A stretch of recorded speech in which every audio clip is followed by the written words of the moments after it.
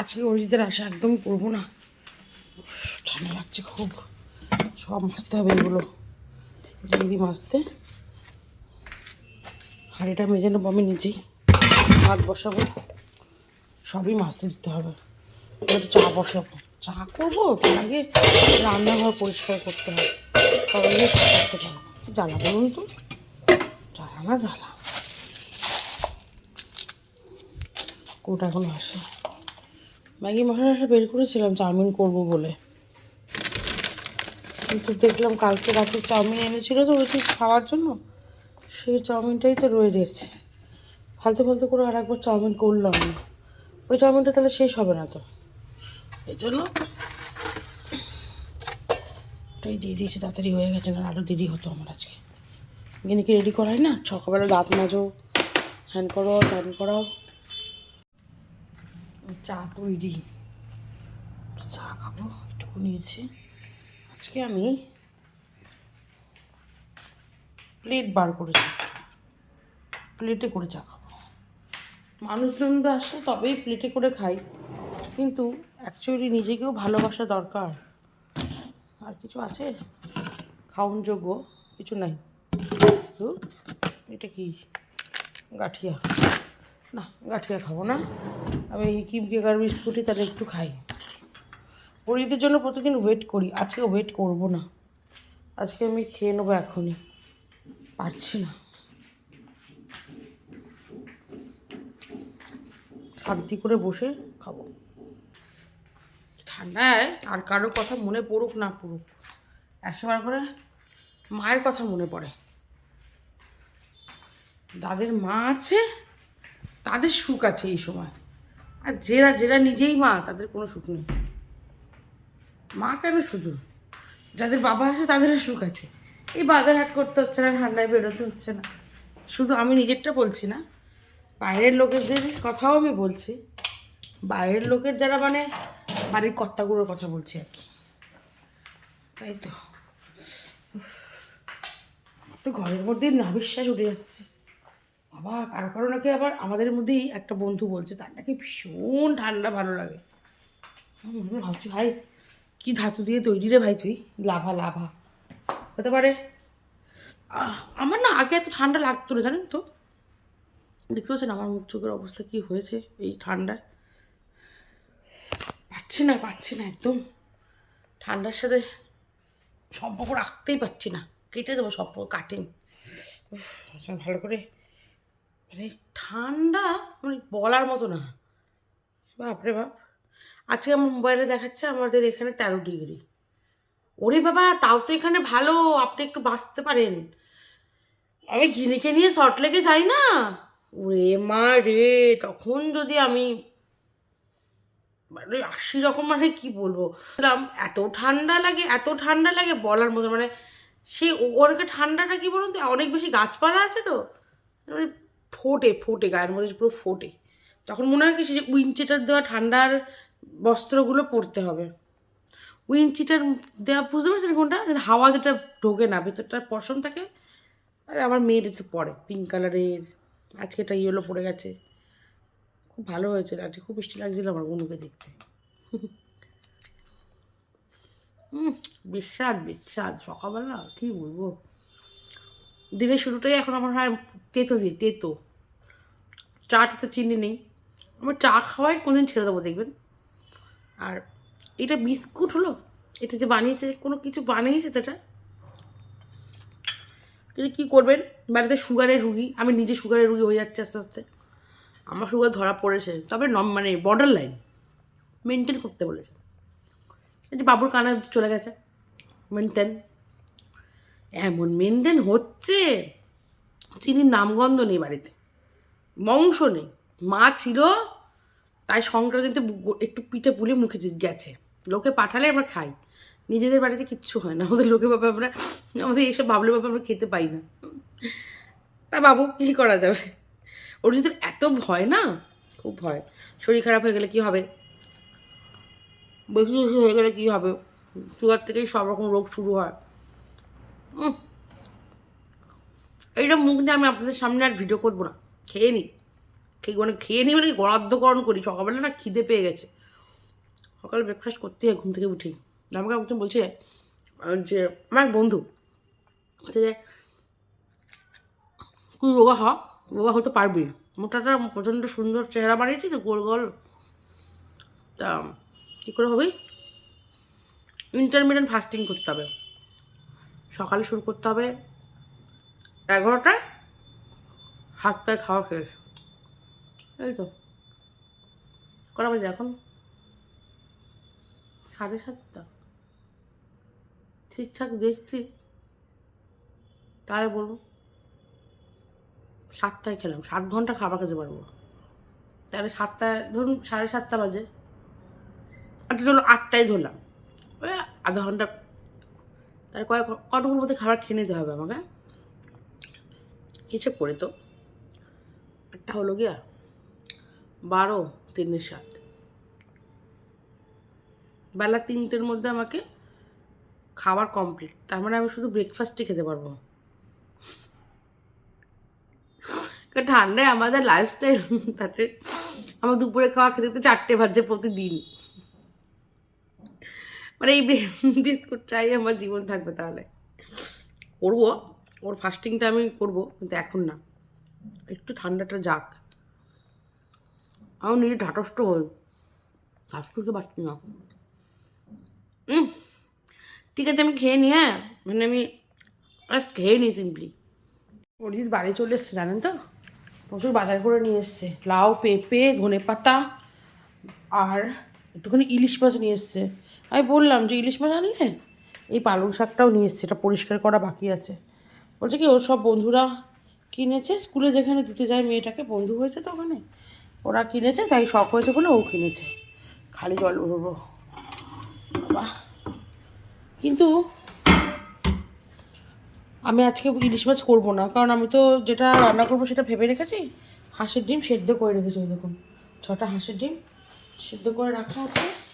এবার আমি এখন ভাত করবো না, আমরা এখন দুপুরবেলা করে না রুটি খাচ্ছি। আমার মেয়েটা ঠান্ডায় না ভাত খেতে চাইছে না, রুটিটাই খেতে চাইছে, তো রুটি করব। তার জন্য এই 3টে আলু নিয়েছি, এটাকে কেটে সেদ্ধ করাবো। আর এখন রান্না করবো না, এসে করবো, কারণ এখন কটা বাজে বলতে ঘড়িতে এখন বাজে 9টা 5, আর মোটামুটি 10টায় আমাকে বেরোতে হবে। আজকে বিকেলে আবার নিমন্ত্রণ আছে আমাদের একজনের বাড়িতে জন্মদিন উপলক্ষে, তাই জন্য আমি এসে রান্নাটা করব। এই টমেটো, পেঁয়াজ, ম্যাগি মশলা আর ধনেপাতা দেবো কেটে, এটা পরিষ্কার করে কেটে, এই এত তো লাগবে না, এই টিফিন বক্সে করে ফ্রিজে রেখে দেবো, তাহলে অনেক দিন ভালো থাকবে। আর ওই যে খানিকটা আটা কালকে মেখেছিলাম বের করে রেখেছি, বা একটু মাখতে হবে, এসে সেটা আমি করব। আর তার সাথে হবে বেগুন ভাজা, মানে ডিমের ঝোল আর বেগুন ভাজা, এটা তো মেন হবে এখন। তাহলে চলুন না স্টার্ট, আমি সমস্ত কিছু পরিষ্কার করে বসিয়ে দিই। গিনিকে স্কুল থেকে নিয়ে চলে এসেছি, আসার সময় এক বন্ধুর সঙ্গে রাস্তায় আবার দেখা, একটুখানি ওই আদান প্রদান হলো, hi hello happy new year. জানুয়ারি মাসটা পুরোটাই হ্যাপি নিউ ইয়ার বলা যায়, দেখা হয় না তো, এইটুকুই হলো। ভালো লাগছে মনটা, ওই জন্য চেনা লোকের সঙ্গে পরিচয় হলে তো ভালোই লাগে। রান্না অনেকটা এগিয়ে নিয়ে এসেছি, হয়ে বাজে এখন 12টা।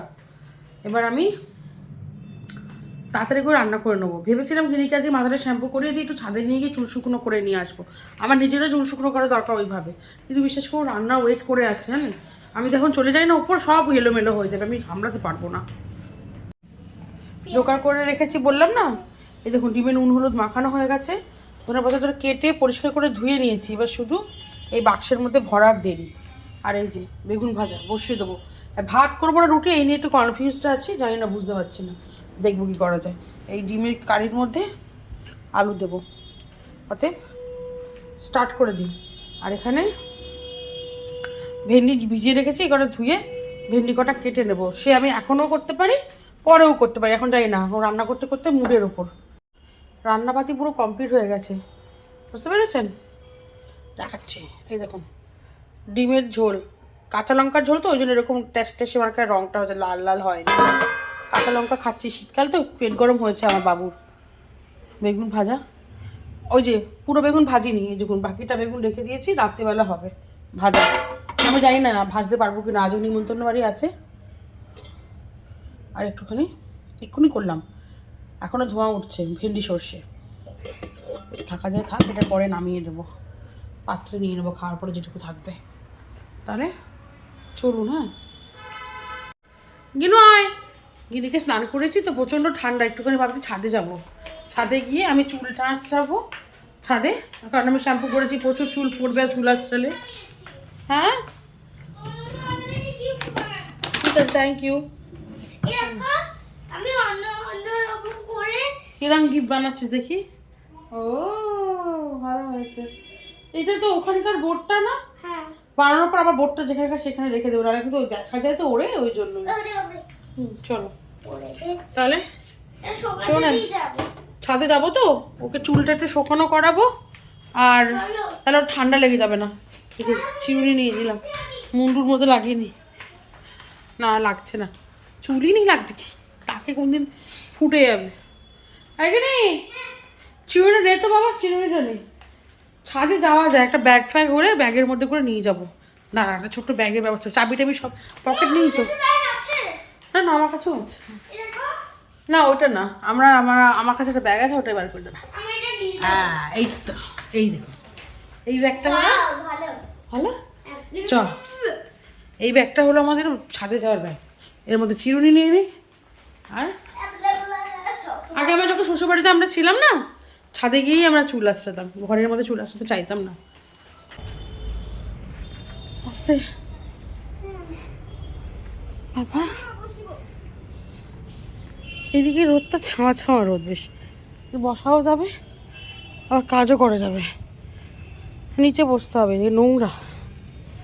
দেখি আজকে সবে এলাম, এদিকে বসলে মুখে আর রোদ লাগবে না, আর ওদিকটায় বসলে মুখে রোদ লাগবে, বুঝলি?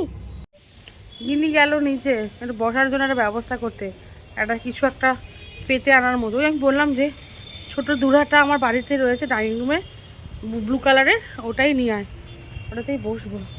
এখানেও বসেছে একটা বৌদি, ঠিক আছে?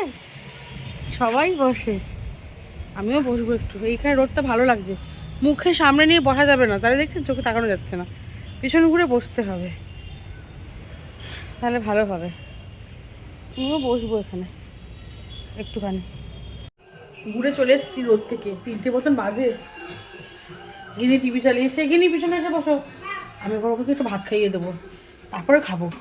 গিনির ভাত নিয়ে নিয়েছি, ভেন্ডি, বেগুন আর একটু আলু আর ডিম। গিনিকে ভাতটা খাইয়ে দেবো, তারপরে আমি খাবো, নাহলে ওই খিদে পেঁচে করে তার সঙ্গে খাওয়ানো যায় না ভাই। এত ভাল লেগেছে যে কালকেও মনে হচ্ছে যাবো, খুব আরাম লাগছে শরীরটা। অন্যদিন না শীতে পুরো কুই কুই করতে থাকি আমি, আর আজকে একটু ঠান্ডাটা যেন আরাম লাগছে আমার, খুব ভালো লাগছে। শীতে রোদ পোহানোটা খুব দরকার, ম্যান্ডেটারি গো।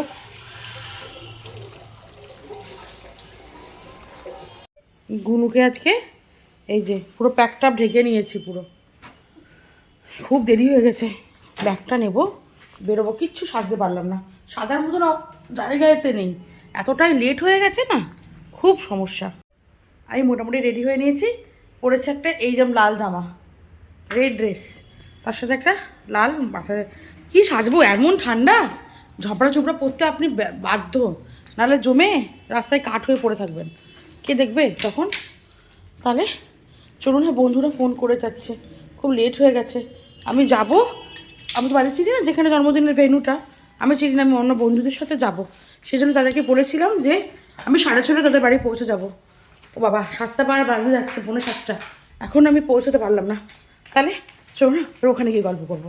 আমরা বন্ধুর বাড়ি পুরো জ্বালিয়ে দিচ্ছি, দেখতে পাচ্ছেন? এই যে ওখানে গ্রুপ থেকে শুরু, আর এই যে আমার বন্ধু, আর এই যে আমাদের জানাবো না, এরা যে আরো, এই যে আমার বন্ধু, হ্যাঁ পাচ্ছে না। আর এই যে এইগুলো যেখানে নিয়ে যাবো পুরো পুরো আয়লা ঝড় চলে আসবে, আয়লা, ওদের বাড়ি ঘরে ধরতে না যায় ভাই, যা শুরু করেছি আমরা। আর এখানে এরা সুন্দর শান্ত হয়ে খেলছে, সুন্দর। আর আমি যে কি খেয়ে জন্ম দিয়েছি, ওই যে চলে গেছে ওইখানে, কি করছে ওই জানে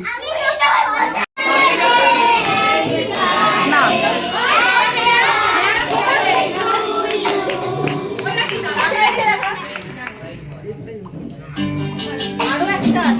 খুব মিষ্টি হয়েছে কেকটা, খুব ভালো। খুব সুন্দর কেকটা, কালারটাও এত মিষ্টি। আমাদের বার্থডে গার্লকেও খুব পুরো তো প্রিন্সেস।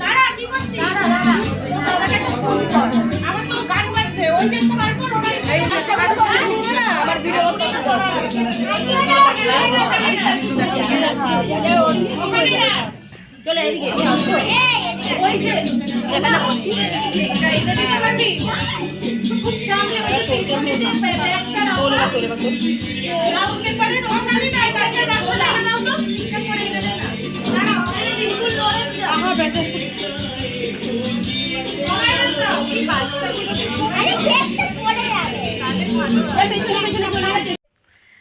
এখন বাজে ঘুরিতে 11:10। আমরা ঘুরে ঘাটে চলে এসেছি। একটা রিটার্ন গিফট নিয়ে গিনির মহা আনন্দে ঘোরাঘুরি শুরু করেছে। আর আমার ভীষণ টায়ার্ড লাগছে। তাহলে আমি শুধু ফ্রেশ হবো আর শুয়ে পড়বো। অরিজিৎ এখন বাড়ি নেই, আসলে একটু খেতে দেবো। আমরা ছিলাম না দেখে অনেকক্ষণ ওয়েট করার পর ও একটু ক্লাবে গেছে, ডাকলাম আসতে 10 মিনিটে আসছি। অরিজিৎ আসলে আমি খেতে দেবো। কারণ এই জামা কাপড় খুলে নাইটি পরলে আর আমি দাঁড়াতে পারবো না, আমাকে বিছানা দিতে হবে। তো সেই কারণেই আমি এখনও জামা কাপড়টা ছাড়ছি না। অরিজিৎ খেতে দিয়ে আমি শুয়ে পড়বো। গিনিকে বলছি শুয়ে পড়, আর গিনি ফ্রেশ হয়ে গেছে। তাহলে আমার বাবা আজকের মতো এই অবধি রইলো। দেখা হবে সামনে একটা ব্লগে। ততক্ষণের জন্য সবাই খুব খুব খুব ভালো থাকবেন। কেমন আর চুলমুল যে স্ট্রেট করে গেলাম, কী লাভ? ভালো লাগছিল আমাকে? কেমন লাগছিল এই লাল জামাটা পরেছি? কী লাভ হলো? সাথে টুপি, মাফলার, হাবড়াং জাবড়াং দিয়ে পুরো ঢেকে রাখতে হলো। কী লাভ এতক্ষণ সময় নষ্ট করে? এই যে স্ট্রেট করলাম চুলটাকে, দেখুন স্ট্রেট করেছি, ভালো লাগছে। সব ঢেউ খেলা হয়ে গেল। কী করবো? চা ঠান্ডা, স্টাইল করতে পারছিলাম না গো।